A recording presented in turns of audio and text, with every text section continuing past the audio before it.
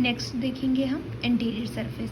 तो anterior surface कैसा होता है, ट्रायंगुलर होता है और स्लाइटली कॉन्वेक्स होता है and it is related to the xiphoid process and to the anterior abdominal wall.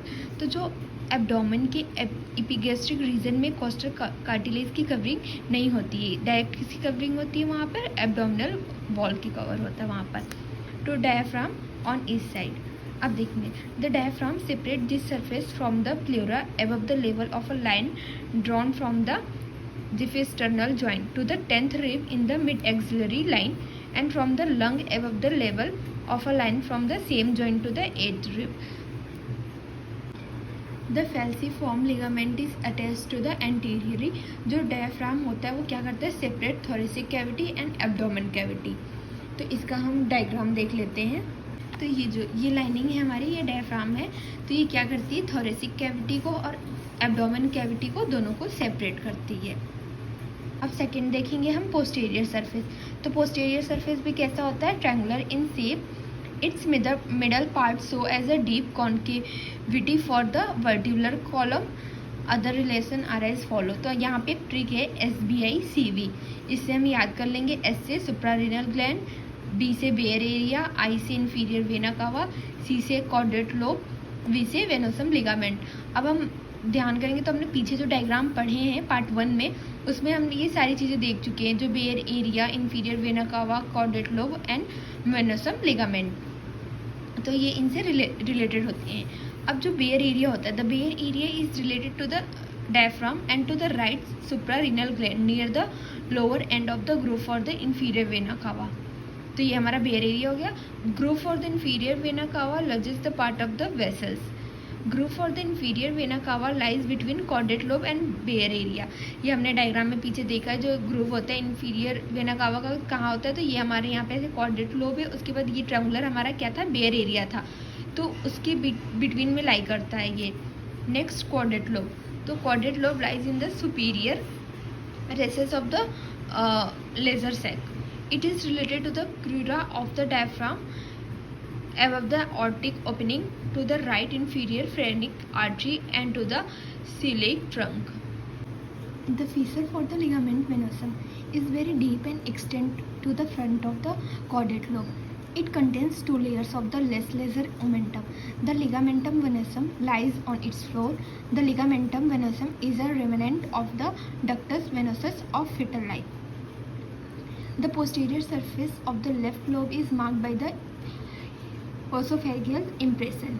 तो ये हमारा यहाँ पर हो गया posterior surface. नेक्स्ट देखेंगे superior surface.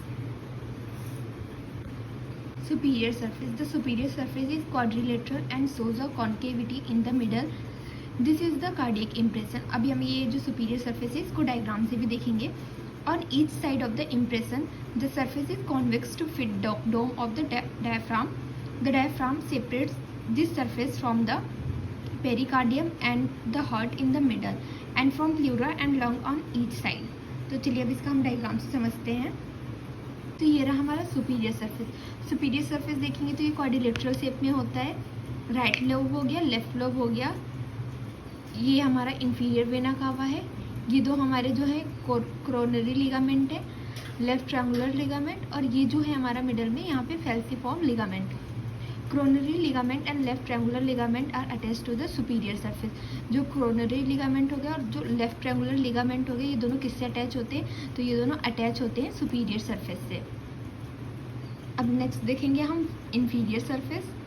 तो inferior surface कैसा होता है, ये भी quadrilateral होता है। It is directed downward, backward and to the left. It is marked by impression for neighboring viscera as follows. अब हम देखेंगे इंफीरियर सरफेस में, ये इसे याद कर लेंगे गैप से। जैसे हमारा गॉल ब्लेडर है तो गॉल ब्लेडर के लेफ्ट साइड में क्या होगा, गैस्ट्रिक इम्प्रेशन, लिगामेंटरिस, पैलोरिक इम्प्रेशन। तो इसे हम गैप से याद कर लेंगे, हो जाएगा हमारा gastric impression, ligamentaris and pyloric impression. और गॉल ब्लेडर के राइट साइड में देखेंगे तो कोलिक, रीनल, ड्यूडेनल इम्प्रेशन होगा। अब नेक्स्ट देखेंगे तो on the inferior surface of the left lobe there is a large concave gastric impression. तो इंफीरियर सरफेस के साइड में क्या होगा, लेफ्ट लोब में, वहाँ पे हमें एक कॉन्केव गैस्ट्रिक इम्प्रेशन देखने को मिलेगा। और उसी के left lobe also bears a raised area that comes in contact with the lesser omentum, it is called the omental tuber. The fissure for the ligamentum teres passes from border to the left end of the porta hepatis. The ligamentum teres represent the obliterated left umbilical vein. Quadrate lobe is related to the lesser omentum, the pylorus, and the first part of the duodenum. When the stomach is empty, the quadrate lobe is related to the first part of the duodenum and to a part of the transverse colon. Next होगा हमारा the fossa for the gall bladder lies the right of the quadrate lobe.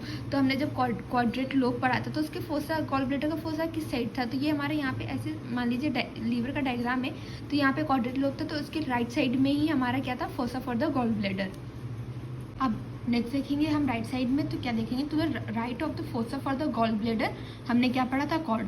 तो the inferior surface of the right lobe bears the colic impression. जो inferior surface है right lobe का, वहाँ पे हमें क्या मिलेगा, colic impression for the hepatic flexure of the colon.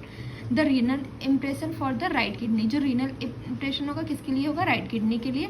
The duodenal impression for the second part of the duodenum. अब right surface, हम लास्ट सरफेस देखेंगे। तो the right surface is quadrilateral and convex, it is related to the diaphragm opposite the 7 to 11th ribs in the mid-axillary line. It is separated by the diaphragm from the pleura up to 10th rib and from the lung up to 8th rib. Thus, the upper 1/3 of the surface is related to the diaphragm, the pleura and the lung middle 1/3 to the 1/3 हो जाएगा तो the diaphragm and costodiaphragmatic recess of the pleura and the lower 1/3 to the diaphragm alone. तो ये हमारा right surface यहाँ पर complete होता है। तो अब जो आगे की ब्लड सप्लाई वगैरह होगा वो नेक्स्ट वीडियो में होगा, क्योंकि फिर वीडियो बहुत लंबी हो जाएगी। Thank you.